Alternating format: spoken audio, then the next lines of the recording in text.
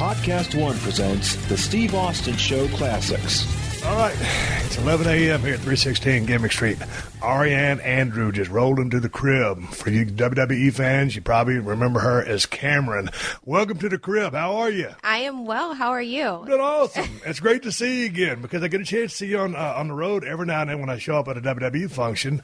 But I was trying to get into contact with you, and you were out on the East Coast. Yes. What were you doing out there? Just chilling and visiting friends or whatever? What do you mean back in the East Coast? When I was living there for No. When you were just this past weekend. Oh, just hanging out, just getting away for a little bit, just kind of like a decompress. Mm-hmm. I haven't taken a vacation in forever. So I was like, you know what? I'm going to just get away for the weekend. Yeah, because I didn't know you're a Cali girl. Yes. You're born and raised here. Yes, a Valley girl, actually. Well, it's funny because you went to Cal State Northridge, and so did my wife. Oh, my gosh. And you have 2 college degrees, and as does she. But she went to Verduga Hills High School. Oh, okay, so she's from California as well then. Right. Born and Okay. raised. And I guess that'd make her a Valley girl, too. Exactly. I guess so, yeah. Hey, so let's go back to some of your younger days before we jump into the current day scene and what you're doing, what's just transpired with WWE and all that. I was just reading up on you. I didn't know you were active in track and field back in the day. I was. I did that in high school for 4 years. What were your events? So I did the 4x4, the 4x1, the 400, and the 200. What kind of speed did you have? It was pretty good, but I will admit I was a sore loser because if I never got first place, and it was like I would throw, or like the team, we wouldn't get first, I would like throw the baton and like have like a fit, and it would, I would definitely say it was kind of like a poor sport. When I But did y'all win a lot? I would say fairly a good amount, we weren't the best, but we gave it our all, so.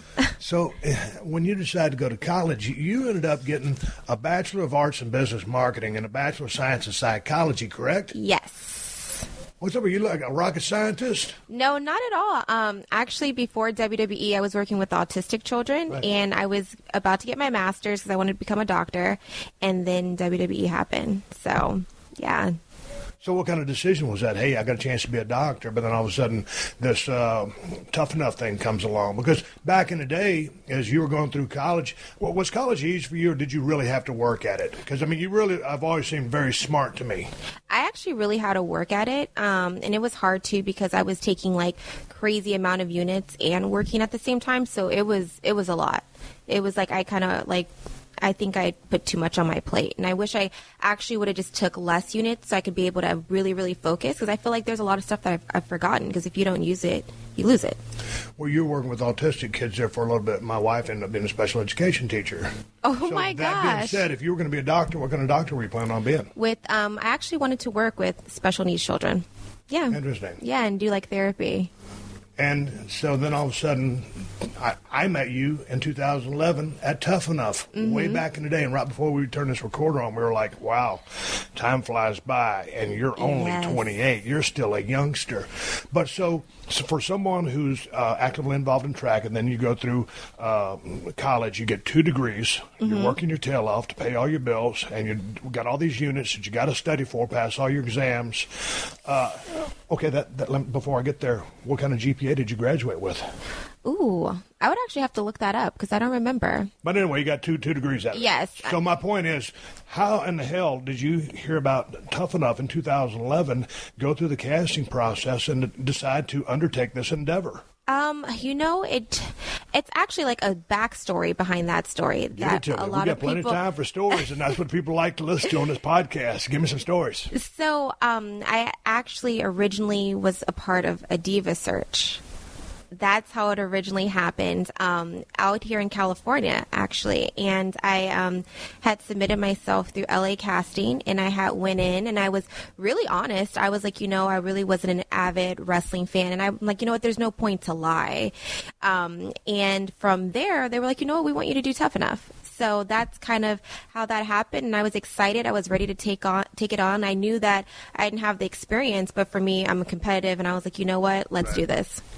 Hey, when you guys rolled up in 2011 on Tough Enough, what was your takeaway from that whole experience? Because I got a chance. And, of course, there's that famous gif of you and I that's still circulating in cyberspace. I just Twitter. got one yesterday. Yeah. Literally, they were like, when Stone Cold wanted to give her a center after that, and it's like you with your hands up and you're like throwing your...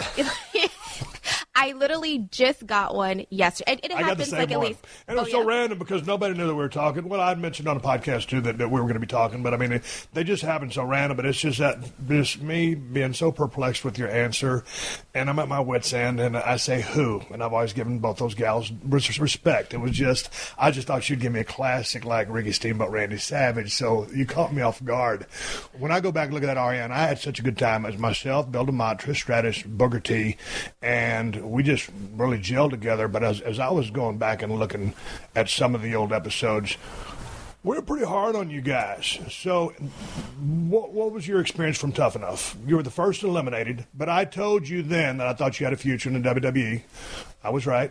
Yes, you did say that. But sum up your experience, because I thought on that elimination, I was thinking, man, what were you thinking? Because you were under pressure. There was a lot of duress. And were you thinking, man, this dude is a real jerk? No, not at all. I feel like it's tough love. I mean, you have to be able to take the pressure. And at that time, like I said before, I wasn't an avid wrestling fan, and that was just the first thing that I remember, and being women and stuff like that. And I was like, that's what I said. And I was just it's one of those type of things that has lived with me forever. But I don't regret what I said, because I feel like if I wouldn't have taken the dedication to learn the history. And then now I see why people were so upset. At the time, I was like, I don't understand. Or if it would have probably been someone else, people would have been like, oh, yes. Yeah. But, it's because it was me. And, I still get so much heat from it and so much criticism. But I'm happy it happened, because it's if you don't make mistakes, you don't learn and you don't grow. And it's it really had me sit down, study the history, and kind of be like, okay, you know what? I can see kind of, where they're coming from. When we first rolled into to camp there, and we started going through some of the drills, and if you'll remember Miss USA, Rima.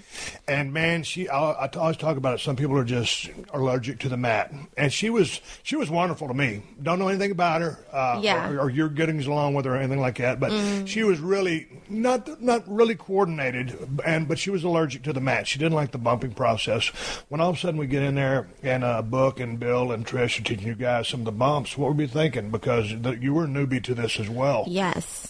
What did you think about that, Matt? What did you think about the training? I felt so uncoordinated myself. I was like, I couldn't even do a roll. I actually looked back at a piece from that, and I was like, ooh, that was so cringeworthy. I look back and I'm like, ooh, it's like, what was I doing? I looked like this. But it was a crash course. I mean, all of a sudden, you go into something that you may have seen a little bit of, but that you haven't done it, and then all of a sudden, it's kind of fish out of water. Yeah, and people think of it, they're like, oh, it's so easy. And I'm like, you know what? I would like you to go take a bump and then tell me how you feel. You know what I mean? It's like your body obviously gets used to it, but even in training down at FCW, I remember Norman, he got so mad at me because I was trying to learn how to bump in a day, and he's like, you're not going to learn how to do it. He goes, just take this for today, and then we'll keep. And it's like, for me, I'm like, I was so determined. I was like, no, I want to be able to have a match this first day of training. So what happened when you got eliminated from Tough Enough, and then you rode off into the sunset? Did you go directly down there? What was it called, FXT at the time? FCW. FCW. Yeah. So it was a little bit of time. Then I had actually moved my stuff there, and I was there for maybe 3 months before actually starting, just because, the show was still going on. So there was no way to, so yeah. Then I started, and I had so much heat. Oh my gosh. It was people were like, oh, she's not going to last a week. There's no way. How do you think that you should be here and you deserve this? It was crazy. I always tell people, it's as you can see, I'm still on my sling. I had my shoulder surgery exactly 1 month ago today. And it's like, man, at the end of a run, you can think whatever you want about the business, but it will chew you up and spit you out. Yeah. I mean, although you're enjoying it, just on the backside, and this was just an injury that was just from the stuff I'd banged up and kind of done on my own. But you ended up in the business after you left Tough Enough for, 5-6 years in the WWE? I was there 5 years, 4 years on the main roster. Yeah, because my 4th year anniversary was in January, so a total of 5 years. Okay, so at only 28 years of age, I mean, you're still very, very young. But how do you feel on the backside of what you've been through? Body feel good? I mean, you look like $1 million. Oh, thank you. I always used to say, like, I feel like my body was, because I feel like I'm a little bit smaller than some of the girls, and I've always kind of felt that, like, little things would just, like, hurt. Like, even now I'm like, I see myself, like, cracking my back, or like, I feel like I have really weak knees, and I don't know if that's true from running track in cross country, but I mean, I'm so blessed to have only walked away with getting stitches one time. So it's like, I can't really say that, I mean, I know you've like your neck, you know what I mean? So it's like, I will say I'm definitely blessed. Do you feel like your 5 years in business and through your experience in Tough Enough has made you a tougher person physically and mentally? Oh, yeah, of course. I feel like I've grown so much. I feel like I'm more humble now than I was before I got into the business. Were you not humble before you got into the business? I mean, not to say that I wasn't humble, but I think that I will say that I felt myself a little bit, and I thought, like, I'm just, and I feel like, now that I feel like I've actually accomplished some things, which is the opposite for most people. They start off humble and then forget where they come from, and then it's like, you don't even know who they are anymore. It's like they're heads up their ass. I've seen 1 million people get on TV a couple times, and all of a sudden they think they're a big-ass superstar, and they get the big head, and I'm like, man, really? It doesn't last forever. And every now and then, I'll if it's a young cat, and I got a little hope for him, I'll pull him aside and say, hey, dude, you need to check that, because this ain't what it's about. You got a long ways to go before you. And first of all, you just never act like that to begin with. But right now, I said, you better just keep your nose to the grindstone and settle your ass down. Yeah. How did you like living on the road? Because I told everybody at Tough Enough, I said, it's going to be one thing to win this contest. It's going to be one thing just to go through the training. And although you were the first eliminated, I knew you would have a future in the business. I told people the tough part was living on the road. The tough part was the business, learning the business, and existing and traveling around with a bunch of people, some of the greatest misfits in the world, some of the nicest people in the world. How did you like living your life on the road, coming from your college background, 2 degrees, Cali girl, just chilling, and now you're worldwide? Easy, hard. It's definitely difficult because, you're gone. I mean, this. Yeah. You're gone 24/7. You miss birthdays, you miss graduations, you miss holidays. And it's exciting in the beginning, but then after a while, you're like, ooh, we're almost 300 days out the year. You're going. You're just like, it's a lot. And people think like, it's a lot that you have to go with the drives and stuff that people don't know, the behind the scene things that, they think like, it's glamorous. You get to ride on a bus and you have your feet kicked up, and it's like, no, not so much. Yeah. So, hey, what did you do? Because back in the day, me being a guy, it would be this thing where I would just throw in my suitcase or 2 suitcases, whatever it was, down by the wash and dryer, and I just basically wash everything and then just recycle it back in, because I'm in a different town every day. No one knows what I had on the week before, and I'm on the West Coast, now I'm on the East Coast. I'm wearing the same stuff. Yeah. So I lived out of my suitcase, but you are really into fashion. So would you just take all these extravagant wardrobes out on the road with you? How tough was it for you to maintain how you present yourself? I think it just ends up becoming like a lifestyle. Like, if I will say one thing, though. I feel like I'm in better shape now than when I was on the road, just because I'm just not a morning person at all. So sometimes I have like that dedication to get up and like go to the gym. I'm like, I'll do it tomorrow. Like, but I don't think it was that bad, because I'm not a type of person who spends all this money on like expensive stuff. So. Yeah, but what about the clothes? Because I wore like I said, I wore the same stuff. Would you take different outfits? Every week? I would. So you would do that? I would do that. Okay. Yeah, I would for sure, because like in the day, like for girls, like image is everything. So it's like I never want to walk by Vince and then have like some clothes and he's kind of like, oh, like right. So yeah. But for you, just as part of you liking fashion I like to dress up and stuff like that, but I don't spend a lot of money on my clothes. Like I like nice things, but I don't go crazy, because you have to always look out for the rainy days. You just never know when it's going to happen, when you're going to need money. So for me, I like to save. I feel like you can still look great, but do it inexpensively. I was on your Twitter account earlier, and it said WWE Cameron is your Twitter handle, and it says former WWE. You just got released, along with a couple other people. I talked to Hornswoggle just last week or two. How did you take this news? How did this come about? Did you see it happening? Yes and no.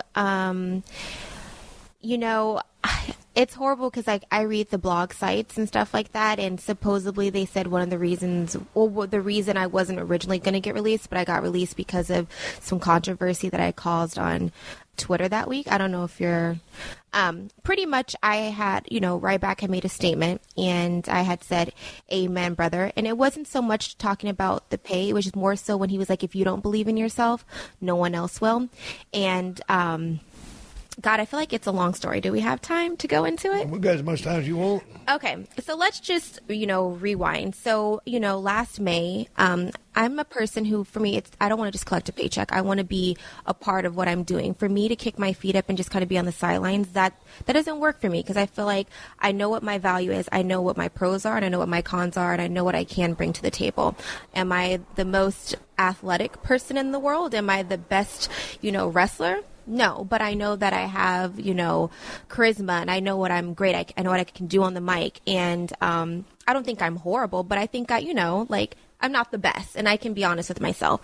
So I had decided to, step away and I was like, you know what, I'd rather not come here, waste you guys' money and why I can, go train and do all these things until you guys have something for me. So it was a decision that I decided to make knowing that there was a possibility that, the day could come for me to get released. But kind of like what Ryback said, if you don't believe in yourself, who else will? You know what I mean?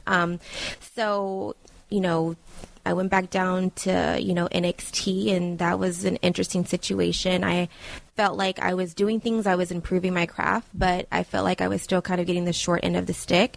And I feel like I can walk away saying that I know I did everything. I was pitching stories from gossip to being a valet, and I was getting frustrated too as well because I'm just like, I know that there's something here for me, but I'll be patient and I wait. And I didn't want to just come back and just do whatever. I would be like, you know what, I'd rather wait, and so, God, I actually get it's kind of emotional now kind of talking about it because it's like no one knows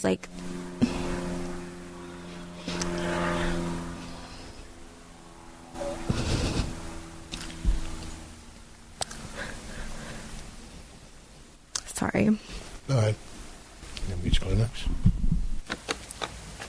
Thank you. Sorry about that. I didn't mean to go.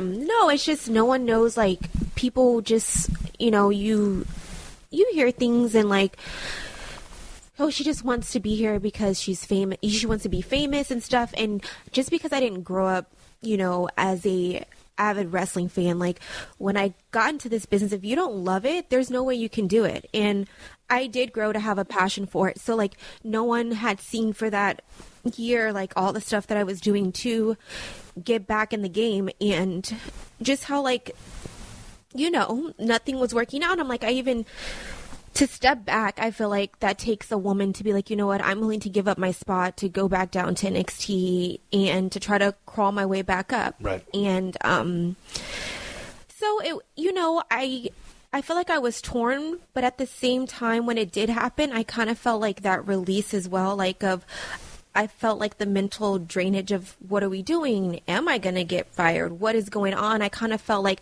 it was such a bittersweet thing because it was that's not how I wanted to end. That's not, I wanted to come back to show what I had worked on and the improvements that I had, how the growth I had, I can't even talk right now, my growth and see my potential where I could possibly be because I did consider myself a valuable asset to the company. So, it was definitely bittersweet. And as far as the controversy I caused, I kind of stood up to the IWC and I was like, you can have an opinion. You don't have to like someone, but to wish death on someone's family or say racial remarks and stuff like that. I just feel like that's not okay. You were getting that stuff? Oh, yeah. Oh, and, I feel like, wrestling fans are very loyal, period. They're very, very loyal. And that's one thing I do respect about them.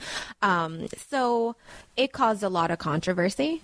But sometimes they're so sometimes they're so opinionated. They voice their beliefs or their ideas in very negative or very inappropriate ways. Yeah. And if you don't like something, you can say it in a much nicer way. Of course. Like your campaign, your anti-bullying campaign that you had on your website, Ariane Andrew now.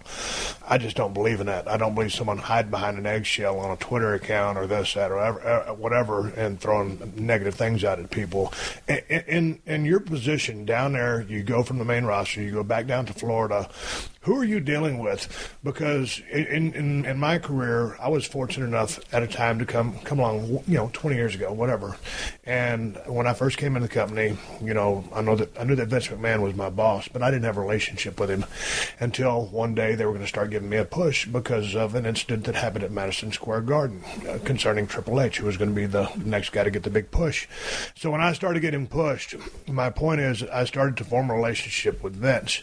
And so from then on, he was my go-to guy, but we would speak directly with each other, and I got to know the man very well. So your shoes, and I know Triple H is almost head of all talent now, but was he the guy? Was he the person that you would deal with on a day-to-day basis regarding what you were trying to do, or did you have someone else, being a female? I spoke a lot with Mark Carrano, and there was a few times I talked to Hunter. And to rewind really fast, to go back to what I did with the Twitter, the whole point of me doing that was to create heat, because I was like, maybe this can start a new type of character. A heel character, to kind of rebrand myself from the whole girl bye. And that was my thoughts. Like, you know what? Just like when you started, you were the ringmaster. And then it was like, you were like, you know what? I'm going to do me, and I'm going to become Stone Cold Steve Austin. Sometimes you have to almost kind of like, if you're not getting something, you almost have to go and take it. I agree. And that's kind of what I was doing, but it all kind of backfired on me. But you had a very articulate, eloquent article. Did you write and post that on your Facebook page about when you left, and you basically told that story? Oh, yeah. That pretty much what I'm saying. How can people see that? Because I read it. I can't quote it word for word right now, but it was a very well-written article about what you're trying to do. How can people see that? It's on my Instagram, and I have the link where it says my thank you statement. Yeah. And what are you on Instagram? It's at Ariane Andrew. Yeah, so anybody that just heard what we were talking about, it's a really well-written article saying about what you're trying to do. Exactly, like my journey, what people didn't know, and obviously it's very, very lengthy. So if people don't read the whole thing, they don't know kind of like how I got from point A to point B, from deciding to step away and going back to NXT, and then what I was trying to do. I would definitely say it's worth the read for people to read it, because it's very detailed. You gave me a perspective of where you're coming from. Yeah. All right, so check it out. Ariane Andrew sitting right across from me, and we're talking about life at WWE. You're listening to another classic episode of The Steve Austin Show, only on PodcastOne. Hey, it's Adam Carolla from The Adam Carolla Show. BetOnline is the world's most trusted betting platform and your number one source for online betting. From the earliest odds to in-game live betting, BetOnline provides you with all the action and the ability to watch and bet on games as they happen, with the largest selection of odds on everything from football, NBA, college basketball as well. BetOnline has NHL, MMA, and championship boxing, all your betting needs in one place. Head to BetOnline today to get in on the action with America's most trusted site for online wagering. So have some fun. Make these games and these events and these combat sports a little more interesting with BetOnline. BetOnline. The game starts here.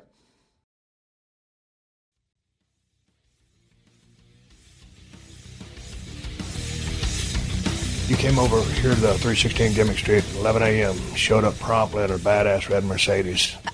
Got to give you a shout out. You have great taste in cars. Thank you. But you came here early because you've got an acting class. Yes. I guess that's going to kick off round 3. Yes. So tell me about these acting endeavors, because I'm very curious to see what you do now that you've left the business. Stop that. Before I ask you that question, how come you never modeled? If I had to do it by the book, I always say like I went to school and that I've always loved entertainment, always. Right. So, I've always loved it. I knew no matter what. But no one has ever reached out to you for a modeling gig or say, hey, I mean, you'd be a great spokesman for this or some kind of makeup or whatever, mascara thing. I mean, you're a beautiful young lady. I just see you having the model type looks. I just don't know why that never happened. Is it something you never pursued? Well, before WWE, I consider myself a Jill of all trades. So I was kind of like putting my hands in so many different things because I feel like, you know what, you only live once, so why not do so many different things that you love to do? So it's like I kind of dabbled into it, but then, WWE happened. You know how that just kind of takes all your time. It's, you're like, you have to eat it, you have to breathe it, you have to sleep it. So it's kind of hard to like do other things. So now tell me about you pursuing the acting career, because back in high school, you were part of the drama club. I was, and yes. So since you were a freshman, that was something that you always aspired to do? I've always just loved entertainment, and I actually started taking, when I did have the time off, I was doing so many different things to help, for what I was hoping to come back to help enhance me. So I was taking the classes to just help with like promos, and in the classes like an improv class to be able to like be quick with my words and all that type of stuff. So it was something that I've always wanted to do, but I never had the time. Right, so when I had the time off, that was one of the things. I am like stumbling over my words today. What is going on? That was one of the things I decided to do. Tell me about this acting class. I mean, because we were texting back and forth trying to get the time set up, and you said, "Hey, man, sometimes this class lasts 5 hours." Yes. I dabbled in a few acting classes back when I first came to LA, and I didn't stick with them, obviously, and it just wasn't my cup of tea. But were they teaching you method, Stanislavski? What's the class? So it's pretty much the first hour is improv, and then it's like you can freeze it, and you tell a movie in that hour with how two people go up there and start it. And then after that, she gives her feedback, and then we do a scene study. So I have a scene partner, and then she gives us plays. So, we rehearse it, and then we end up doing, it's like sometimes like a 15-minute play where we just go up there and act like we're on stage and perform for the class and the teacher. How have you been with the improv stuff? Because it fascinates me, because in improv, and although I've never taken any kind of classes, I mean, basically, when you're having a conversation or a skit with someone, it's always yes and. You never shut someone down. You're spinning off of what they got and back and forth. Exactly. How have you been with the improv stuff? I'm not going to lie. I thought I was like, I'm going to go in here and kill this. Oh, my gosh. I get up there the first day, and I'm like, I felt like I was the ish. But it's definitely getting better, and I'm enjoying it. Like, it's kind of like the scary thing. I'm like, oh God, we have to start with improv. I love the scene study. Like, I feel like I kill that. So that's definitely something that I have to improve. The improv thing is, man, all of a sudden you think, hey man, I'm pretty good at this. And all of a sudden you have these savants in there. It's like playing tennis. Someone just throws a tennis ball, they just smack it back. It's like, wow, what happened? Yes. How can they be that quick? Scene study. Let's talk about that for a second, because I've done my share of low budget movies. I don't care to act anymore, so I don't. But back when I did my first few movies, for me, it was all about, hey man, all you got to do is just, okay, I'm Jack Conrad in The Condemned, which I never really wrote a bio for that character. And so all I thought was, know your lines, just know your lines. And I thought I had to say the lines exactly the way they were written. But in scene study, and because a lot of people don't realize, or many people do, that almost The Revenant, I just watched The Revenant, was shot in sequence. That happens very rarely. So sometimes, because of location and stuff, you might shoot the end of the movie before you get to the beginning. Exactly. Or sometimes you might start in the middle of the movie. So scene study is where you are at that particular time, what has happened already that you haven't done, what's going to happen, how does this all tie together. So I never took part in a scene study class, but it sounds fascinating. So how do you break down a scene? You know what? Well, the first thing she always starts with is like, you have to read the entire play, and I hate reading. See, I can't read because I got ADD. You hate reading? I do, and that's what I feel like. I do have ADD because I feel like I'll start reading and I'm like, oh, well, let me go get some fruit, and then somehow. Or do you do this? You're reading, but all of a sudden you're daydreaming. So it's like you might have flipped 5 pages. Like, I don't know what I just read. Exactly. Oh, that is so true. That is so true. It's like, oh, I got to go back and read those 5 pages because I don't even remember what I just read. So, but break down a scene for me. Because... I mean, I feel like it's pretty simple. So, I mean, she gives us like a script from the play. We have to read the whole play, which I'm going to just say it now. I haven't, for the scenes I've done, I haven't read the plays. And I don't lie. I'm like, I just haven't done it. One time I did lie, though. I'm not going to lie. One time I did lie. I'm not going to lie. And then pretty much it's like we do the cold read first and, to get a feel. And it's like, she's like, it's not acting. It's just you literally are going to do this as a cold read, which is very interesting. No performance, just reading. No performance. But you end up still having kind of a performance because you're not just reading it like. Right. Monotone. Exactly. And then from there, she'll give you the critiques and tell you this is, lay it on you, the pros and the cons. And then you meet with the scene partner and then we go over it and we do like a breakdown. So like we're going to do this page. She gives us the feedback. We add a little bit more and then just keep adding to it and then getting her critiques and fixing or keeping what she likes and what she doesn't like. So how long is this going to last? I mean, is this something that's just ongoing? Here's the thing.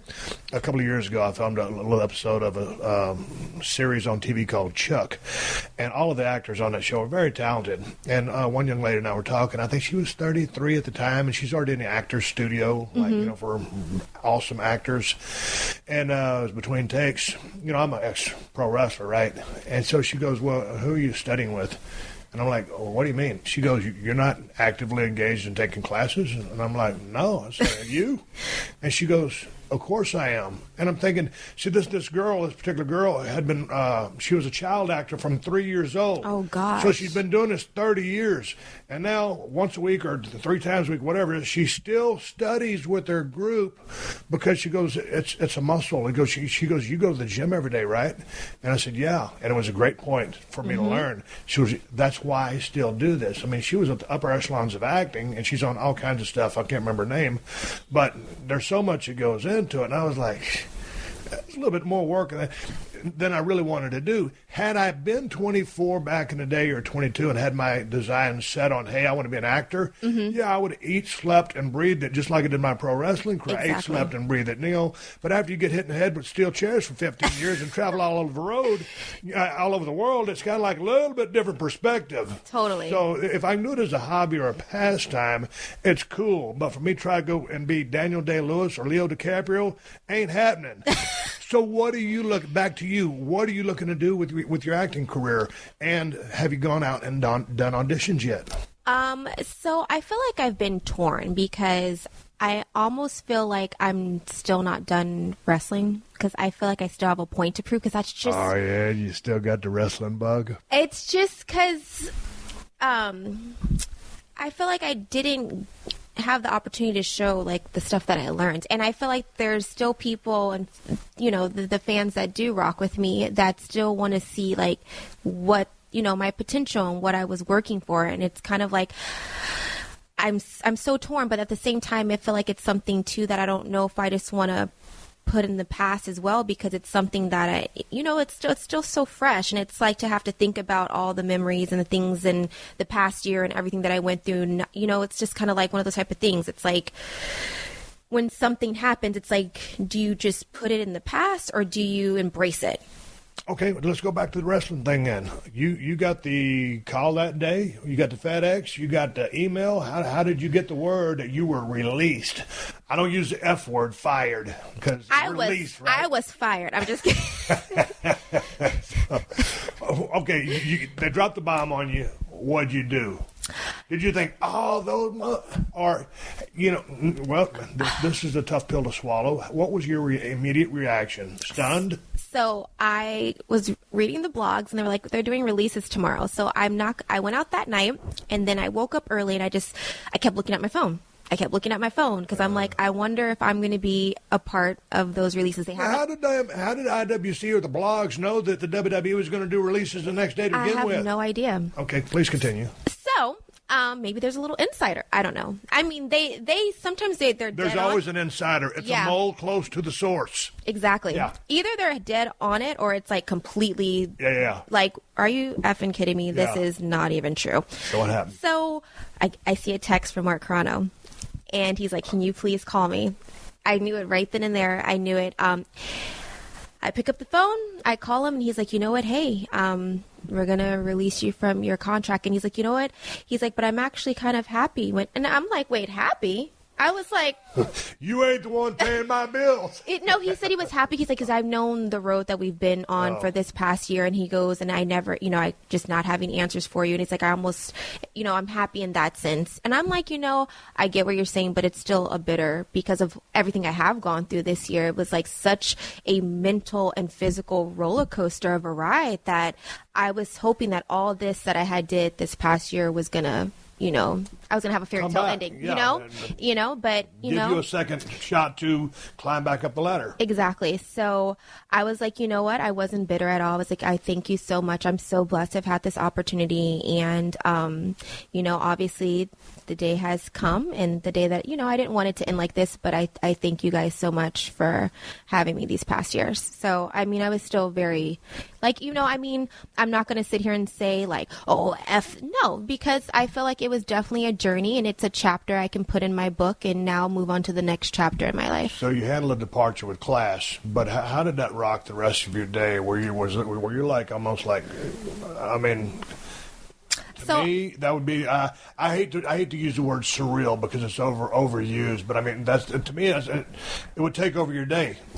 Like what else do you think of? See, I feel like this would have happened to me a year ago, I would have lost my mind, especially because my personality is so strong. But I felt like I had over that course of the year, and plus, I don't know. I feel like so many things have happened this 2016. So I'm going to be the first to say it here on your podcast. I was with my boyfriend, Vinny.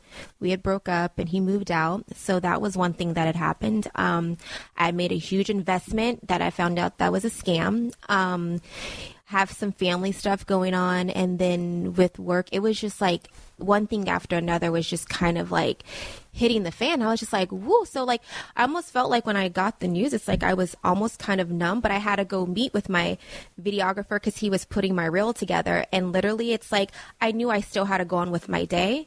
But, I took a little time. There was a few moments with texts I got that I had a few little breakdowns, but I was like, you know what? I can't let this put me I have to keep pushing forward. So I gave myself that Saturday to just kind of be lazy and do nothing. But then Monday came and I was, hitting the ground running. Hey, when I rode off into the sunset after my match with the great one, The Rock, at WrestleMania 19, and I had to, get out of the business. And it's for my health reasons. My neck was in a bad way, and so it's time for me to ride off the sunset. That was a tough pill to swallow. And it really took me, I always tell people, it took about 3 years to get over that. And so I just sat around in San Antonio and I did a lot of hunting, fishing, and drinking. I tell people about it after my story. Anyway, I come to grips with it. But so then I said, hey, man, I got to go do something else. And the point I'm trying to make is to ask you, because wrestling, because now there's so many more women in the business because it's not Divas anymore, but there's more women wrestlers than there's ever been. Yeah. But it's still a male-dominated business. So and back in the day, when I first got in, there was only a few women, that were in the ring, and you had some valets and stuff like that. But all the boys, the point I'm trying to make is when they get out of the business, they're still stuck in the business. So a lot of guys, because it's still in their blood, will just go down to independent level, and they'll pursue that for as long as they can, or they'll get on the appearance loop because they can, get a payday doing that. But very few return to a regular way of living. If I was to go back to the old job I had before, I got into the business, I was driving a forklift. But after you travel around the world for 15 years, you don't want to get back on that forklift. And with all due respect, I was manual labor, extraordinaire before I got into business. So, but now you at 28 years of age, you still, what you're telling me, you still have wrestling in your blood. I do, but and it's funny because I've always gotten knocked for this because I've always put my fingers in music, and everyone's always kind of like, oh, you don't love it. It's like, why can't you have more than one passion? So for me, I mean, it's like I said, I'm still debating if that's something that I want to do. But as far as other things, like things are already moving in like a different direction. And I don't want to just get stuck in one category because, sometimes, I mean, no disrespect, you just get stuck as being a wrestler and that's it. And that's just how people view you. I feel like, there's more layers, to me than that. I consider myself putting my hands, I've always been a businesswoman, so I consider myself an entrepreneur. I was signed with a commercial agent that I actually just fired. So I'm about to sign with another agency, and I'm just going to kind of just see where things go. I'm just going to kind of have my hands in so many different things. Have you ever considered, my wife went to the same college as you. She has 2 degrees as well, and she was a special education teacher. Have you ever thought, with your background and your passion for helping special needs children, have you ever considered going back to college and getting that doctorate? Because you're still only 28. Yeah, I've thought about it, but it's something that I wouldn't do right this second because that would take so much time and dedication. Well, absolutely. And if you make that commitment, you're all in, and there's nothing on the periphery for that. Exactly. Okay. So, but that's why, like, for instance, I did the anti-bullying campaign, and I used music through that to expressing, like, without being like, hey, don't do this, but in a fun way to say, you know what, love the skin you're in. You know what I mean? And be happy for, the person that you are. So, there's always different ways to, like, still be able to be in that circle without having to go back and get my degrees. But hey, like you said, I'm 28 years old. There's who's to say if I, decide to go back one day. Okay, going back from your drama class beginnings in high school now to taking acting lessons, and from what you learned in Tough Enough, and then going down to Florida, learning the business, getting on the road. How do you feel your chops or your instincts are for acting versus what they were for wrestling? What do you mean? Do you feel like you're more inclined for acting? Do you feel natural at it, whereas you didn't feel natural about wrestling? When you first got in, it was so foreign to you? Yeah, it was like, oh my God. I feel like I've always had like a raw talent. And it's actually funny. The first audition I did go to back, like I want to say maybe a month ago, they didn't choose me for the part, but they were like, we like you and we think you're a raw talent and we want to write you in. It's like for a web series. Right. And so I do feel like it's something that is like really natural. Of course, anything practice makes perfect, and you can become really good at something, but it is definitely, I feel like, a natural thing that is just like, I can just kill it. When you go to an audition, the few I went to, I sucked. I freely admit it. It's the process. And, I never got a part I auditioned for. The movies I did were offered to me. Those were low-budget movies, and the Condemned through WWE. That was just because of my name, and, it was based off the Stone Cold character, basically. When you go, and so at the end, I think I can't remember the last audition I went to, but I went in with the attitude like, hey, you know what? I don't care if I get this part or not, so I'm just going there and wing it, and then I won't be nervous. Well, I tried to go in there with that attitude, but then all of a sudden they got the guy running the camera, the casting lady, and the dude I was reading my lines with, and all of a sudden, they send you like 2 sides, so you don't know who this character is, and they make you sign a piece of paper, so you got to kayfabe, the script. You can't send it to nobody. You can't ask nobody about it, so you go in there and you do this process. I absolutely sucked at it. Are you any good at the audition process? Because it's, and I'll say it, I'm Stone Cold Steve Austin. If I got to go audition for a movie, I'm a little bit nervous. You put me out of my own element in a wrestling ring with a microphone in my hand or in front of a bunch of cats out there, Broken Skull Challenge. You got a red light running, I'm your guy. But in an audition, not so much. How are you on audition?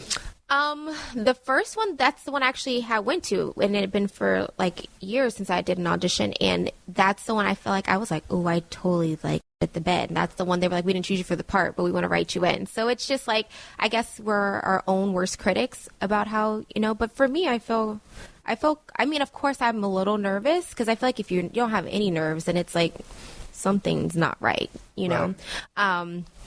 But I definitely would say getting in the ring makes me way more nervous just because like I'm so scared of like, because people already have like their people always had their eyeballs ready for me to up, like, see, I told you so, she sucks. So for wrestling, it was so much more like scary, right? Like to not mess up. Who was directly working with you down there? Was it Norman Smiley and Fit Family and Tom? Well, most everybody I know, I think, is gone down there. I know Norman's still there. Who was you talking about at NXT right now? And when I was down there? Yeah, when you were down there. It was Sarah Del Rey. Okay, but what about the first time we went down there? It was mainly Norman. Okay. Yeah. Oh, so he's a great hand. Oh, yeah.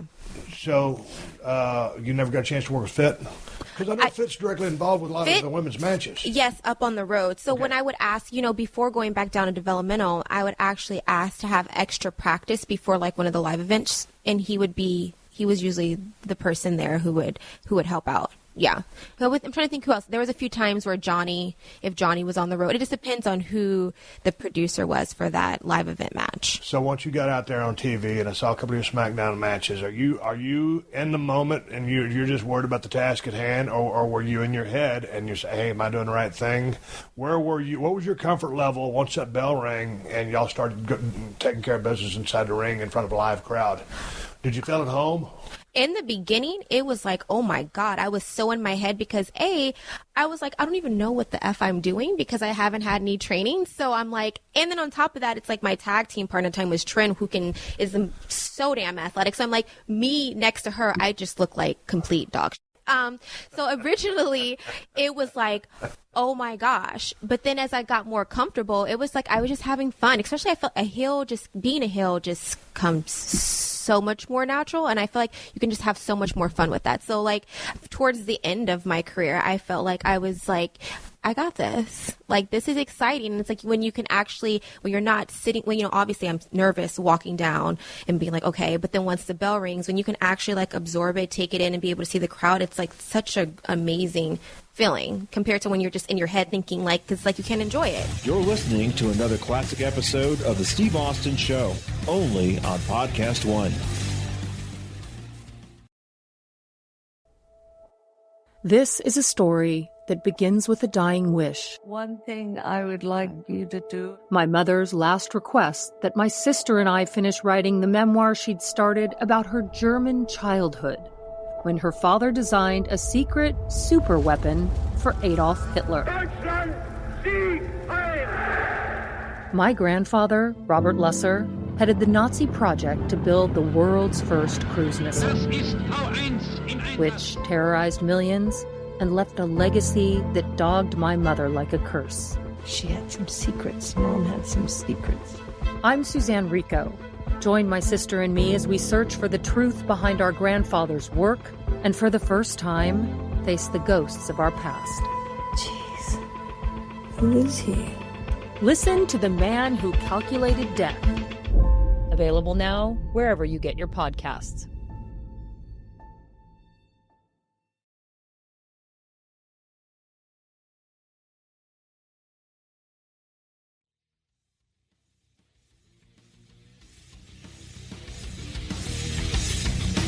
You also got a chance to be, part 2 seasons of Divas? 3 seasons. Total Divas? What's it called? 3 seasons of Total Divas, yes. Total Divas. That looks all glamorous because it's on television, and there's a bunch of nice stuff hanging around in all the backdrops and the settings, and you guys are doing cool things. How was that experience? Because you got a bunch of chicks. I'll just say chicks. Got a bunch of gals, got a bunch of women, all beautiful, and it's called Total Divas. That seems like a logistic nightmare from a backstage standpoint. How was filming that? Was it fun?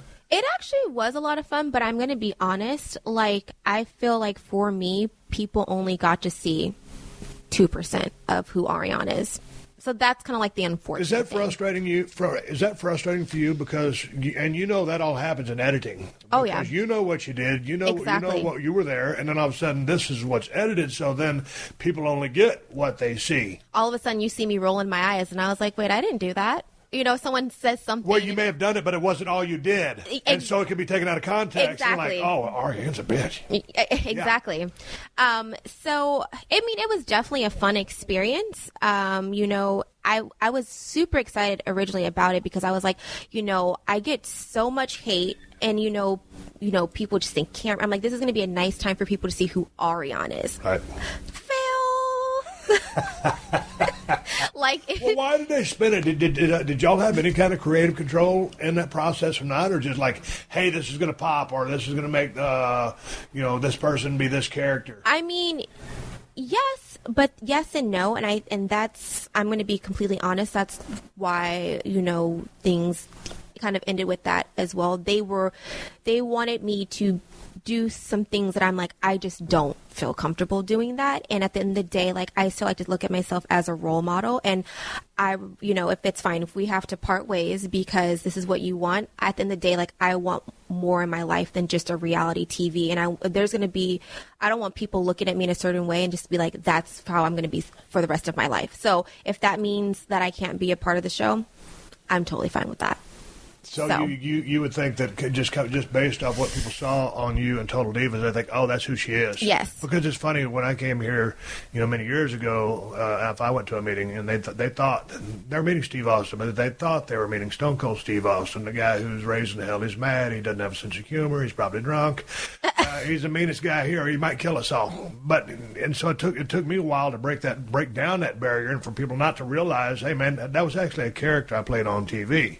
So sometimes, it's funny when you do something, whether it's Total Divas or a character within WWE or whatever wrestling organization is, many people are unable to separate what they see on television from being the actual real thing. Exactly. It's so true. People are like, that's Cameron. You're just a complete bitch. Now, can I be like a little bit, of a little BI sometimes? Yeah, but that's not me 24/7. You know what I mean? Like, you have to really do something to piss me off. I mean, and everyone has like a little bit of a moment where they get mad. I mean, that's absolutely. You'd be lying if you I certainly had my moments. So it's one of those type of things. But I feel like maybe now with me starting my new chapter, people can actually see who Ariane is. So what do you do for kicks? What do you do for your hobbies, your pastimes? Because you got to do something now to occupy your time. Now that you're not on the road as much as you were, but what are you passionate about? Or what do you do in your free time when you're not working, when you're not pursuing your acting career? You know what? It's funny. I actually feel like I'm a workaholic. I feel like that's really all I do. And it's like I don't give myself time to even really take a break. I mean, I'll go out with my friends. We'll go out and have some drinks. But for the most part, it's like this is grinding time because it's like I still only feel like I have a short window to now move on to the next chapter and make things happen for myself. So a short window because you're in an entertainment industry. Exactly. And time is now. Exactly. Because, all of a sudden you can be, I'm sure you'll still look fantastic at 34, but when you get 34, all of a sudden, you're kind of like, oh, she's too old now. Chronologically, you're 34, you look like $1 million, but in their mind, it's like, no, got to go to the younger generation. Have you ever felt that? Yeah. But no matter. Don't you think there's a clock is ticking? It's like, okay, the window is here. You got to make it before the window closes. Well, of course, with anything, just like with WWE, there's going to be someone who's going to be hotter than you, smarter than you, pretty. That's life. Like, and I'm okay with that because I know that. My little time of window is here. But like I said, I've always been a businesswoman and I've made investments and stuff that I know, like, if this doesn't work out, I have so many other things that can, happen and that I'm like set, if that makes sense. Possible you could go back to WWE if they gave you a call? I feel like I would, just because I feel like I have something to prove. If another wrestling organization contacted you, would you consider doing something with them? Because you go over the major leagues and everything else is on a smaller scale. I'm sorry, but that's just the honest truth of it. Okay, so then you kind of took the words. Because I'm like, how do I say this without getting criticized? I'm like, WWE is the be all of all. It's the big leagues. It's the bad daddy, the big daddy. Yeah. And so for me, it's always about progression and growing and, about kind of, I don't want to say, I don't want this to come off bad. Regressing, I guess you can say. And so no disrespect to any of the other independents or any of the other, TN and all those. It is. It's just, you know what I mean? So it's like, for me, that's also too why I'm torn about wrestling. Every now and then again, though, I think I may, just do it for fun or something. I don't know. But, and that's why I feel like I'm torn as well, just because I feel like I look at myself and I value myself at a certain level, and I want people to, I want to keep it that way, if that makes sense. Does that make sense? Yeah, it makes sense. Where are you at here in L.A.? Because I know you out there in the Valley. Yes. You in Hollywood now? I'm in North Hollywood. How you like it out there? It's, my mom calls it the fake valley because I'm originally from Granada Hills, and North Hollywood is still considered the valley because I like the valley. But she's like, no, it's not, because it's the fake valley because it's like right close to LA. I love it.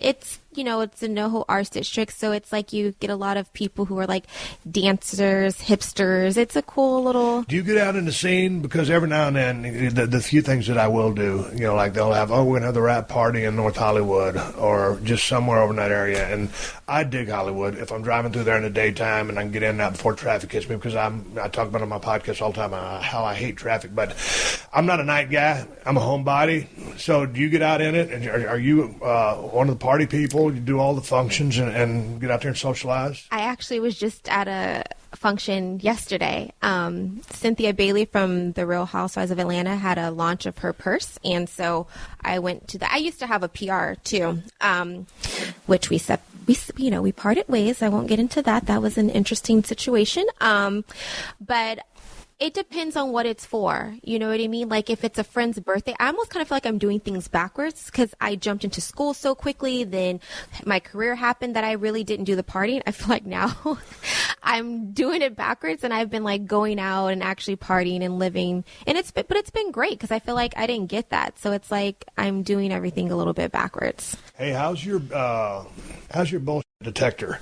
Because out here in Hollywood and going into the acting thing, with everything you've learned in WWE, being around the business, I feel like the wrestling business is just a parallel of the movie business. Totally. Entertainment in general, but the movie business, the movie business is a much greater level. But man, I remember when I first came out and you'd take a meeting and people say, oh man, I can't believe it. We hadn't done nothing with you, and here's a couple of scripts and we got to do something together. So you're driving home with 3 scripts in your car and thinking, man, I just got some movies. This is easy. No, not so fast. Now, my point is I can smell bullshit a mile away. I know something's real and ain't real. Are you on the same page? Oh, yeah, of course. I mean, and the thing that I almost hate about LA, it's like everyone is a singer, rapper, producer, director. Like, it's so refreshing to actually meet people who say that they're, even though I know that kind of sounds cliche because it's like now that I'm going into acting, but I consider myself more of an entrepreneur than I would never say actress. Right. I would say entrepreneur.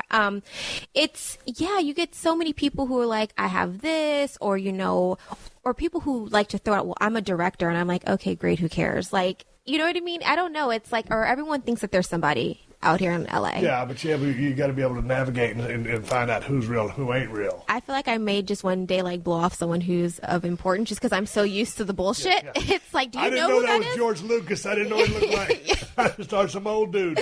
I just missed out on a part of my life. Exactly. So, but I'm pretty good with, figuring out who's bullshit and who's legit. Here's the thing. This is home for you. My home is in Texas, although I've been out here for 12 years. I dig the SoCal weather. And I dig L.A. for what it is, because it's able to facilitate business. You're here, and because you're a Cali girl, you live in town, so we're able to talk in person.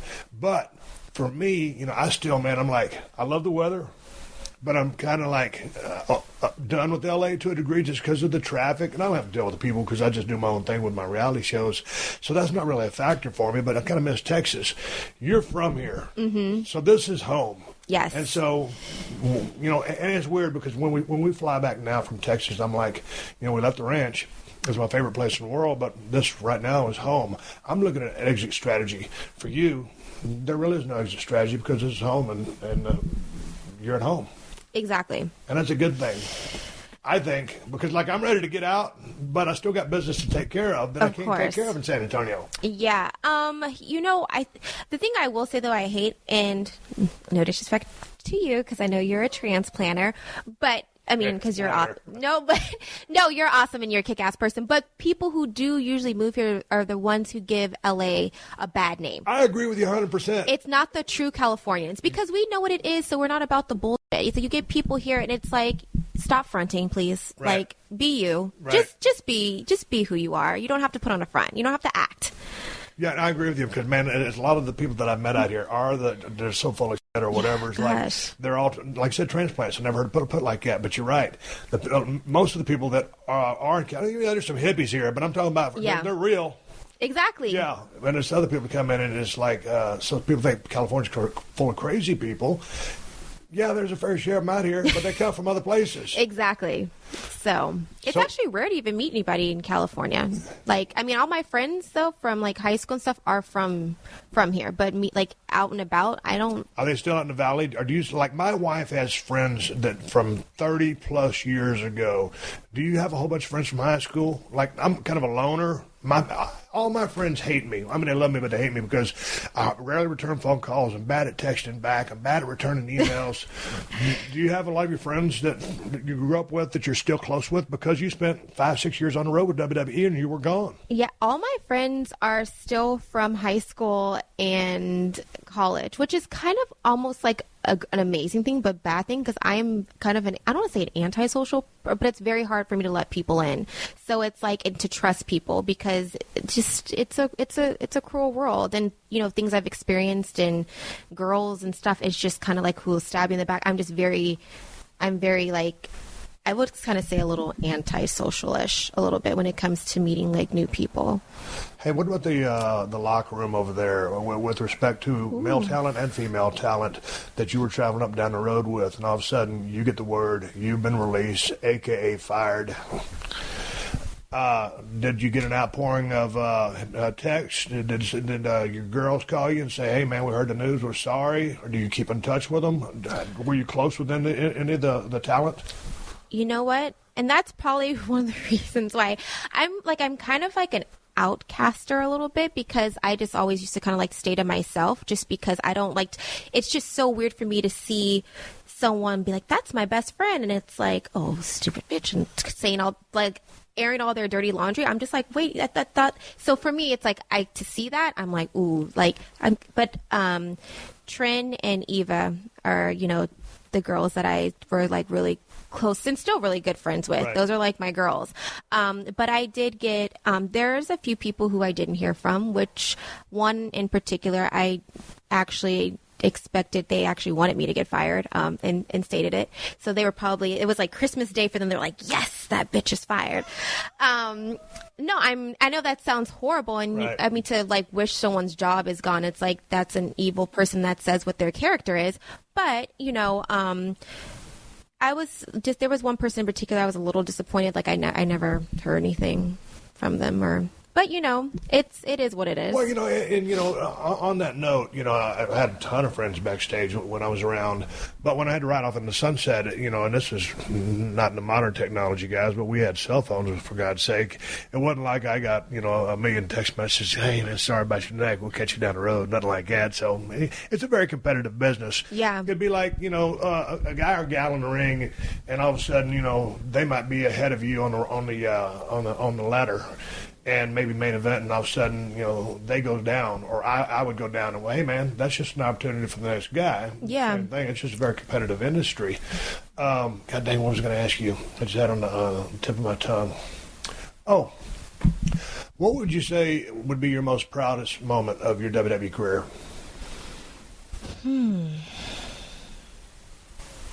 That's difficult. I mean...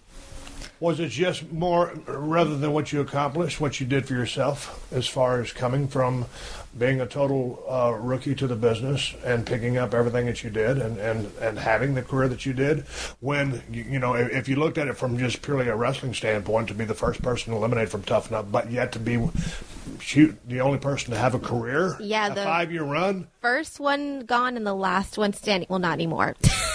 No, but nonetheless, at the time was the last one standing. You got to be proud of the fact that you had a run. Yeah, of course. No, I mean, I wouldn't take that away. You know, I didn't go into, WWE wanting to dance, but I mean, I was damn happy to have had an opportunity because it did open the door, to get in the ring. So, man, what's that face? I tell you what, man, when you and Naomi did that with Brodus Clay and the Funkadactyl song, that was the best entrance in pro wrestling.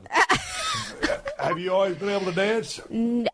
I'm not going to lie. I was shitting bricks. I literally had got a call from Kathy. I was like, and I was out partying. I was like, did I accidentally call her or butt dial her? And I was like, okay. They were first like, you're going to do announcing. You're going to replace Brandy. Then they were like, I was like, wait, then like, you're going to dance. I was like, okay, regardless if I wrestle or if I dance or am an announcer, I'm going to hit the bed because I don't know how to do any of those. So I literally was like, hey, you know what? Fake it till you make it. Never let them see you sweat. Exactly. So it's like, you know what? Just go out there. You're either going to sink or swim in it. And in WWE, it is a sink or swim type of business. It's like you just have to go out there and put your best foot forward and just do the best that you possibly can. And that's what I did. So all of a sudden you get the call and you're going to be one of the Funkadactyl dancers. How'd you handle that? Hey, man, well, I came here to wrestle, not dance. Well, I mean, like I said, I didn't know what I was doing. No one could tell me. At first, I'm like, there's like, oh, you're going to maybe be dancing with Brodus. But then I have someone else telling me like, oh, you're going to be announcing. So I'm just like, what, Right. I mean, it's something that I didn't come in to do, but it was an amazing opportunity. And I feel like I was very blessed because it's like, just because you may not start doing something that you want doesn't mean you won't eventually get to your ultimate goal. And I feel like it was just a door. It was baby steps. And I'm kind of happy it did happen because if I had to go out there and wrestle, that would have been even worse. Like, I feel like that would have been like, oh my God, that would have been the struggle is real. Because the struggle was already real, and that would have just made it even more real. So you got into the business, and your goal was to go as far as you did. You get a call from Mark Carrano, and now you've been released from WWE. My goal back in the day, when I was a kid, I always wanted to be a pro wrestler because, that's just, I grew up watching since I was 7 years old. Yeah. And then, after that, I didn't know really what I was going to do. And I was sitting there thinking, man, what's going to replace the adrenaline rush, the testosterone, the craziness of the crowd, hanging out with the guys on the road, drinking whiskey in the lounge, and just that lifestyle. And then I ended up, where I ended up, and I'm having a blast now with my podcast, my reality shows, and all the stuff that I do now. So now, going on to this, turning this next page, how excited, or what's your mindset? Because for a male to get let go from the business, it took a guy named Paul Orndorff to let me know that, Steve, there is life after wrestling. You obviously know that, but do you think what you're pursuing now, just guessing because you haven't realized it yet, will be as fulfilling to you, or will fill the gap or the void that the WWE can no longer fill for you? That crowd, that fun, that adrenaline, the lifestyle. I look at it as what am I trying to say? Like transition or a cycle ending? I feel like nothing will ever be able to fill that void because that's just a completely different world. I feel like it's one of those type of things that I will have to always just say those were some amazing memories, but there'll never be anything that's like the WWE, the fans, like they, just the way they make you feel and how loyal they are and just the type of business it is. It's a sports entertainment. There will never be anything like that. You're right about that. You hit it right on the head. You know what I mean? But it doesn't mean that, the next chapter that I moved to is going to suck. It's going to suck. You get what I'm saying? It's just, that was something that's amazing. Now it's time to do something else that's amazing and just have that as like, it was an amazing memory. Now time to make even more memories and now keep adding on to the next chapter of my book. So with this cycle ending for now, maybe it'll pick up again. But so how driven or motivated are you to find success in this next endeavor? Oh, I am beyond driven. That's just always been me. Like, look where I got to with WWE with having no, experience and no background. Like for me, and I like to say this too, like when I used to get so much hate, everyone's journey is different in how they get into the business. Some people, have wanted it their whole lives and never can achieve it, or how everyone's journey is different. But I feel like it's what you do with the journey once you're given it and how you take it, and just take it and just run with it and put your heart, soul, your blood, your sweat, and your tears in it. You know what I mean?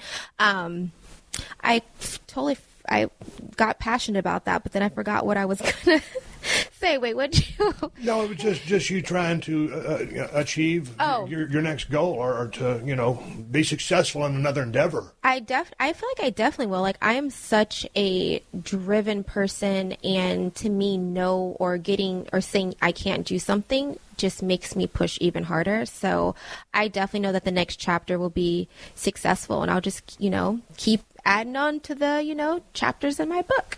And like you touched across a point there where maybe you weren't like a crazy wrestling fan when you got into the business.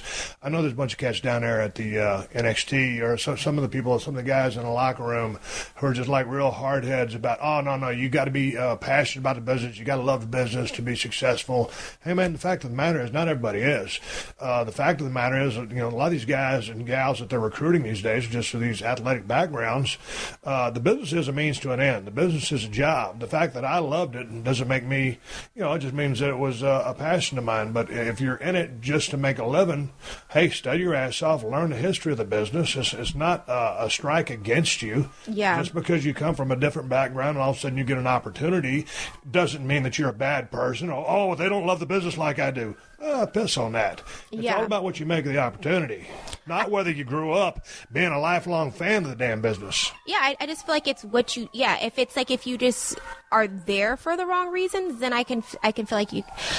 Wait. Well, but what is the wrong reasons? If you're there just to get paid, I mean, and you put your heart and soul into it, you're still good because you got bills to pay. I mean, I guess that's true, but then it's like, why do something that you don't love doing? Yeah, just because people want a shot at the being on TV and the glory and.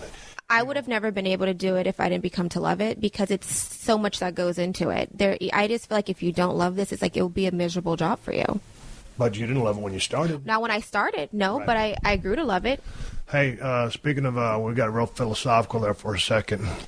So tell me about this acting class. You fix to go over there, and are you going to do your scene study in your car before you go in there and do your homework? Yes, because this week has been so crazy. I haven't even had time to look over my script, so I'm going to have to you got to hammer that, because here's the thing. You know how competitive this town is. You live here, and you come from the entertainment business from WWE, but when you go to a restaurant, damn near everybody waiting tables is trying to get a crack at the acting gig.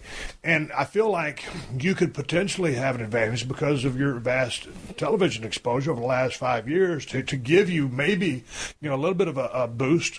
But as you know, man, if you don't put the work in, you're going to come upon hard times or get a lot of doors. Oh, wait, don't take it the wrong way. I do what I mean. I bust my ass and I bust my butt. With study, the dark side. We're good. With studying, but this week has just been so crazy with meetings and stuff that it's literally I haven't even had a time to pick up. And to me, coming here today was very important. I wanted to talk to you. I've been wanting to be on your podcast for 3 years now. We finally did it. I know we finally did it. Hey, is there anything that we didn't cover that you want to cover or address? I would actually. Are you going to ask me what my favorite match is now? Yeah. All right. What's your favorite match of all time? So I don't have just one. Okay, that's cool. I have a few. And it's so funny when you actually spoke about it earlier. With Ricky the Dragon Steamboat against Randy Savage, Macho Man, WrestleMania 3. That was a pretty damn good defining moment. I really like that match. That's one of my favorites. I also have, I would definitely say, well, I guess if it takes me this long to think about it, right? Well, because there's a few that I like. I definitely think it was a pretty kick-ass moment when you guys had with you and Bret Hart. Where the submission match, that was a good match. Was that WrestleMania 13? WrestleMania 13 in Chicago, my favorite town to wrestle in. Yeah, where you passed out all that blood. You see the acting chops there, Ari? Why I'm not in a damn Oscar-nominated movie right now? Well, I'll tell you why I don't want to act. What else? Let me think, because I have a few. But I would definitely say I want to say Ricky the Dragon Steamboat first. I would say that's the number one. And that's an outstanding selection. I can say that and not have to hold my hands up and Wait. Who? Melina versus Alicia Fox? Hey, do you miss being on the road yet? No, not yet. You know, you're gonna have a little bit of withdrawals, I think. Well, I don't know if you're a pretty strong-minded and strong-willed person, so maybe you're so busy and you keep yourself occupied, you might not miss a thing. Well, for me, it's like I've been enjoying the time home because it's like now I'm able to go to like a friend's wedding and catch up with friends and spend time with family. Like I feel like, especially like right now with my brother, he's going through so much. I'm able to be here and kind of like be like a mentor towards him, you know, to kind of get him back on the right track. So I'm actually happy to be home, but I feel like, I mean, at some point I'll probably be like, but things have been so crazy lately, I haven't had time really to like think about it. That's cool, because I always consider like my time, like when I was on the road, man, I call it zombie mode, because like you realize everything that's going on in life, but I mean, your number one mission is just to get out on the road, go to the towns, make the towns, come back home for a day and a half, and then you miss the road, so you get back on it, and all of a sudden 15 years flies by, like we talked in the beginning before we started rolling sound, 5 years flies by, and it's like, man, what happened? What just happened? Yeah. So it took me a while to turn back into a civilian. But then again, you know, I didn't have that next thing to go ahead and jump into, which you already had first into the acting thing and everything else that you're doing. On Twitter, you are at WWE Cameron. Yes, which I know. Will that stay that way? I will definitely have to change that. I haven't yet, but I know. Well, I was talking to Hornswoggle. He said there's been no pressure to change it. Didn't Mark Crono say, hey, you got to change your Twitter handle? No, not at all. And you do have your real name up there to begin with. Exactly, well. Yeah. And then your website is? www.arianeandrewnow.com. And Instagram? It is Ariane Andrew. Yes. Okay. And Periscope. And I'm just kidding. Okay, we talked about your favorite match. You had a good one. Wait, and I didn't elaborate on that. The reason why I really enjoyed that, because even though Andre the Giant and Hulk Hogan had that championship match. I can't even talk. And they were the main event. Those two were able to steal the show, and it was like, and they were mid-carders. You know what I mean? So it was like a mid-carder was able to be like, you know what, we're just as good as the main event. Well, here's the thing. I got an email from someone. It was a hateful email, as we were talking about earlier on Twitter, with all the people hiding behind eggshells and saying bad things. I got this one dude send an email, and how I always talk about that being one of my favorite matches. And they said, oh, Steve, Hogan and Andre were the main event there at WrestleMania 3, but you never, ever give Hogan credit enough because you think you're a bigger star than him, and he was a bigger star than you. And he goes into all this rhetoric. It's like, no, you stupid idiot.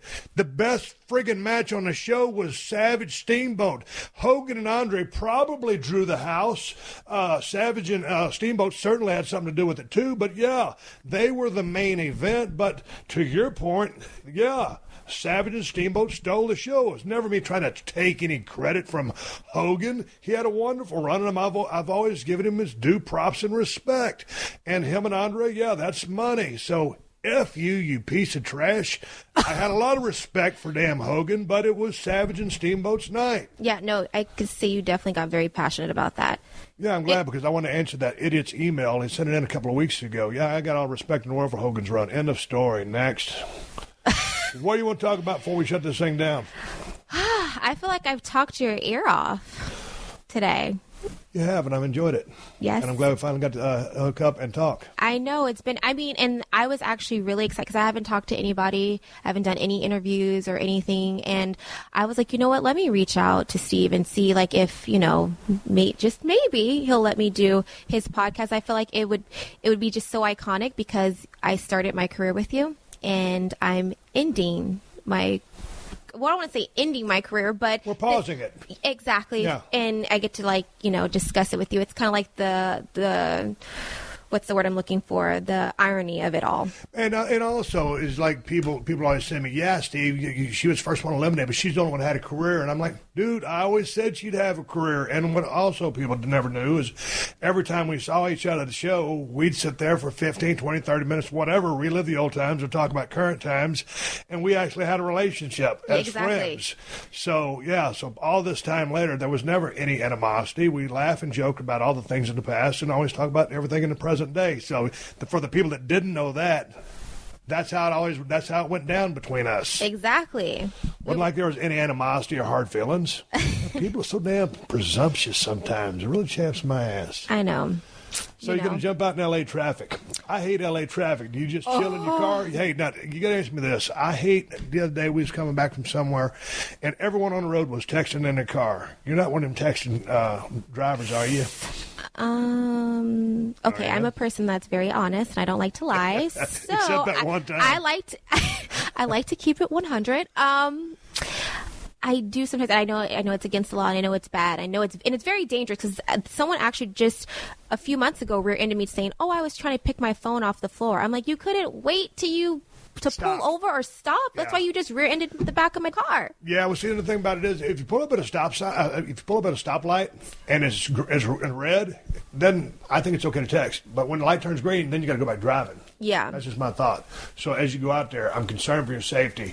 Don't text, and watch out for the other idiots out there that are texting. I am not going to text. I'm actually going to, relax and listen to music. That's how I like my way of kind of like my zen. I actually don't enjoy traffic, but I like driving because it just kind of clears my mind. And I love driving too. You listen to music while you drive? Mm-hmm. What are you listening to right now? I like Pandora because it has like a mixture. I love because I like. All I do is Pandora. Yeah, because I like. I pay for it, so I don't get the commercials.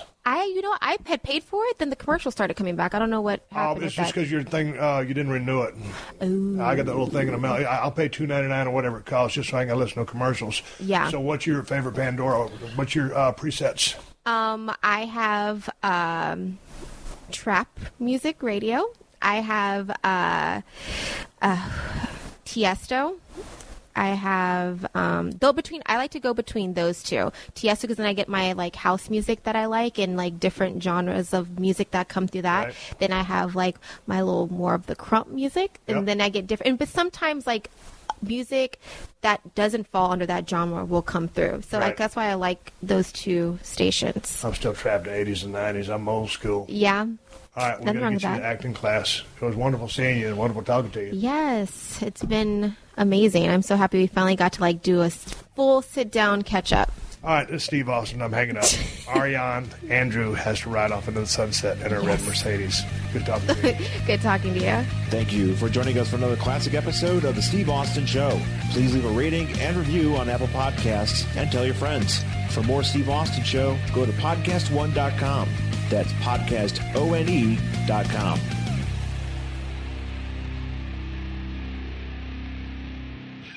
See what's screaming free all month long during Pluto TV's April Ghouls.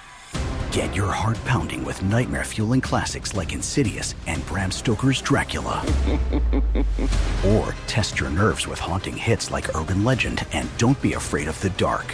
Pluto TV has hundreds of channels and thousands of terrifying movies, live and on demand. Download Pluto TV on all your favorite devices and start streaming now.